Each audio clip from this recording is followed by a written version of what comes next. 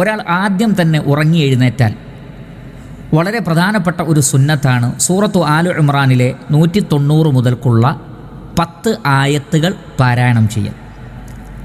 അതിനുള്ള തെളിവ് ഇമാം ബുഖാരിയും അതേപോലെ തന്നെ മറ്റു മുഹദ്ദിസീങ്ങളും അവരുടെ ഹദീസ് ഗ്രന്ഥങ്ങളിൽ രേഖപ്പെടുത്തിയിട്ടുള്ള സ്വഹീഹായ ഹദീസാണ്.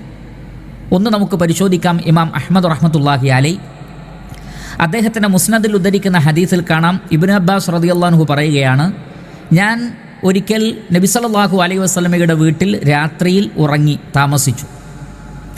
അങ്ങനെ ഫഖാമൻ നബിയു സല്ലല്ലാഹു അലൈഹി വസല്ലം മിനൽ ലൈലി, അള്ളാഹുവിൻ്റെ റസൂൽ രാത്രിയിൽ എഴുന്നേറ്റു. എന്നിട്ട് എന്താണ് ചെയ്തത്? ഫഖറജ ഫനളറ ഫിസ്സമാ, വീട്ടിൽ നിന്ന് പുറത്തേക്കിറങ്ങി ആകാശത്തേക്ക് നോക്കി. സുമ്മ തല ഹാദിയിൽ ആയ അല്ലത്തി ഫി ആലി ഇമ്രാൻ, സൂറത്തു ആലു ഇമ്രാനിലെ ഇന്ന ഫീ ഖൽഖിസ് സമാവാതി വൽ അർദി വഖ്തിലാഫിൽ ലൈലി വൻ നഹാർ, തീർച്ചയായും ആകാശങ്ങളുടെയും ഭൂമിയുടെയും സൃഷ്ടിപ്പിലും രാപ്പകലുകൾ മാറി മാറി വരുന്നതിലും ബുദ്ധിമാന്മാർക്ക് ദൃഷ്ടാന്തമുണ്ട് എന്ന് തുടങ്ങുന്ന ആയത്തുകൾ നബി സല്ലല്ലാഹു അലൈഹി വസല്ലം ഓതി എന്നാണ്.